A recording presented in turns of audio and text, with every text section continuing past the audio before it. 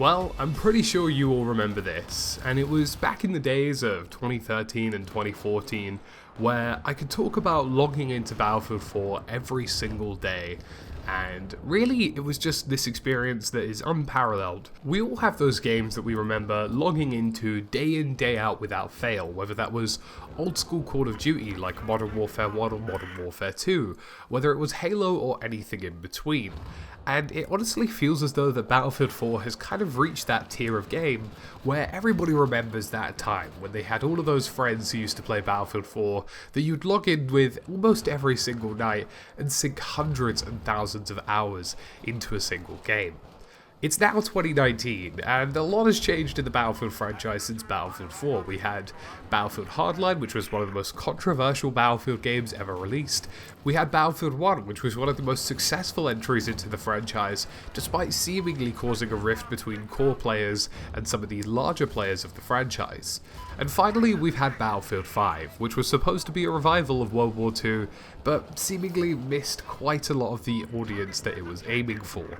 It's been in a very weird state since Battlefield 4, and it feels as though it was worth going back to this. It was worth going back to Battlefield 4 and talking about what this game is like in 2019, and more importantly, what made this game special and interesting today. This is probably the first time I've played Battlefield 4 in 8 months, maybe a year, give or take.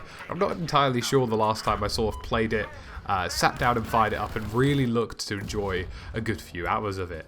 And I gotta say, this was on a relatively fresh account as well, and it was great to see that there are so many active servers still, and it is actually estimated that there are anywhere between 15,000 and 40,000 active players on Battlefield 4 in a given week, which is really damn cool. Like, if you just go onto bf4stats.com, you'll get a good read right now. And as I make this video on 4 o'clock on a Tuesday afternoon, for a game that is years and years old now, there are currently 19,000 people playing Battlefield 4, which I think is pretty impressive.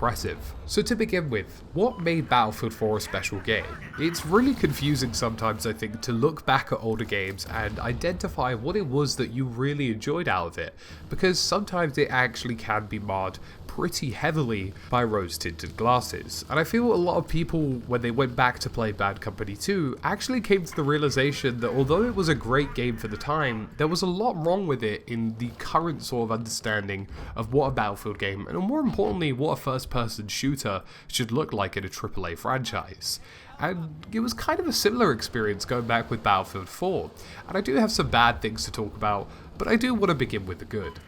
So, to begin with, Battlefield 4 is definitely, I think, one of the places people go when they try to explain what this franchise is about. And the reason for that is because Battlefield 4 offers this fantastic, really incredible sandbox experience with combined arms warfare that I honestly believe is unparalleled to any other game trying to do anything similar. We've seen people try it before, and it's just not the Battlefield 4 formula. This game threw you into various different maps and sceneries and said, go fucking wild. And that was basically what made this game incredible. It was everything from having rocket launchers to assault rifles to helicopters, tanks, planes, boats, and it was just such an impressive array of different things that you could do. And considering the game received multiple DLC packs in the form of premium over the space of a year, that was divisive and problematic, which I will talk about a little bit later, gave people fresh content to carry on sinking their teeth into. And it honestly felt as though every time you logged into Battlefield 4, you were playing a really great experience in various different environments with whole new sets of stuff to do. And whether you were just by yourself or with a good squad of people, there was always something to do and enjoy. And I think having that 5-man squad experience especially really allowed players to work with a group of their friends and have a great time. One of the things that I think Battlefield did really well in, almost eclipsing Battle Royales before Battle Royales really became popular, is the fact that Battlefield gave you the same environments 100 different times, and it felt as though every single time was different. When you play a Battle Royale game, you'll play the same map and the same mode with the same weapons potentially hundreds if not thousands of times without really any problems because the core gameplay experience is so enjoyable. And I found that the same situation was here in Battlefield 4. You could play this game for thousands of hours and it wouldn't really bother you because you just enjoyed so much of what went on in game that the fact that there were so many different variations of what could happen in a single match meant that you just carried on playing without any resent or any sentiment against what you were doing. I find myself sometimes playing Squad, which is a tactical PC shooter that features effectively no customization and no progression system, but because the core gameplay loop is so much fun, that's never really bothered me. Yet here we have a game like Battlefield 4 which has a fantastic and really great setup in terms of core gameplay loop, but also allows you to have this great progression system in the background. Now, by no means was Battlefield 4 perfect, but it was really great in terms of allowing you to unlock various different things for your weapons and giving you tons of choices of customizations both on your guns, attachments, and even some of your clothing setups. Now, it was by no means perfect, and I feel like Battlefield 5 is making some good steps in the right direction, but it was definitely something, and it definitely helped out a lot in terms of just trying it over and over again. You know, you never really felt like you weren't working towards anything. And Battlefield 4 had a ton of ranks as well, hundreds in fact, and comparatively we're only just starting to see that arise in Battlefield 5. There was always the next rank to work to, there was always something going on, be it DLC, content, or just the fun Battlefield sandbox experiences that kept players coming back over and over again. Because even when you'd maxed out the game and unlocked everything you possibly could, like I did, you'd still go back because you'd get those great Battlefield moments that nothing else could replicate. And it's something that happened even within 1 or 2 games of me playing Battlefield 4 on PC, and honestly, I missed it. I missed it so much. It almost feels as though Battlefield 5 has sort of sucked the life out of the sandbox in a way. Now, a lot of that is down to historical limitations of the era, but some of it's just down to a lack of, you know, doing stuff differently, I feel. I feel like Battlefield 4 was just like, here's this random wacky idea, let's throw you into this location, fuck it, have fun. By the way, we put an M249 on a robot, so enjoy that too. And there was all these crazy and wild things that the game did that I think made it really interesting. The UCAV, the MAV, all of these things that basically a lot of didn't make sense, but they were just great, they were just fun. And it reminds me of the days where Battlefield had jetpacks during World War II and stuff like that, and it was a true sandbox experience. And I really hope we get to see more of that in the future of the franchise.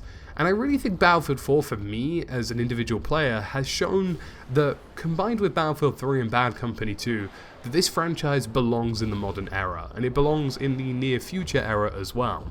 As much as I think historical Battlefield has its part to play, and I did really enjoy Battlefield 5 so far, and I have somewhat enjoyed BF1, although it's not really my favourite for those of you who watch the channel, it is grounded in modern shooter gameplay with helicopters, tanks, boats and everything in between that makes it a combined arms sandbox experience. Now ironically, that's not to say everything was pearl and rosy and wonderful and everything was great.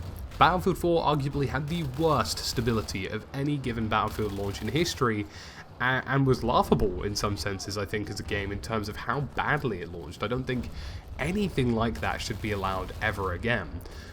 Moving on as well, there's just so much of Battlefield 5 that I miss when I played BF4. You know, being able to self-heal and self-use ammo without having to throw stuff at the ground, being able to crouch run, I honestly think that's such a huge thing that's completely underestimated. And the general fluidity of the game is so much better in Battlefield 5. Being able to vault over objects, being able to move around terrain very easily without being caught on things. And Battlefield 5 does this fantastically and creates a really great ecosystem of gunplay and movement that I can only imagine what that would look like in a modern setting. That level of gunplay and that level of fluidity in something like a modern shooter like Desert Storm or anything in between, I honestly feel would knock it out of the park completely. There was also issues with Premium as well, for those of you who don't know. Back when Premium was a thing, yes, of course you got more content, but it did come at a huge cost of dividing a vast majority of the community and not really supporting anybody, and I really felt like that was a huge issue at the time for a lot of players. Now, in terms of rose-tinted glasses, have I gone back to this and felt like, you know, this wasn't a great game and we all just hyped it up from a technical standpoint? No, absolutely not. I think it was fantastic. I really enjoyed playing it again.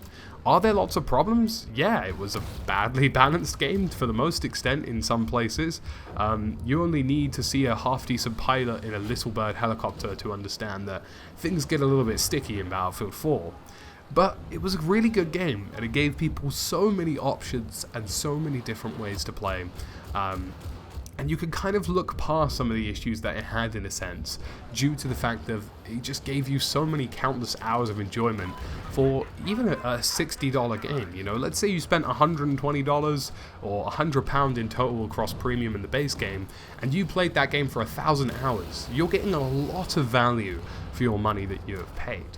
So folks, that's it from me today, Tactical Brit. Let me know if you want to see any other Battlefield titles looked at again in 2019.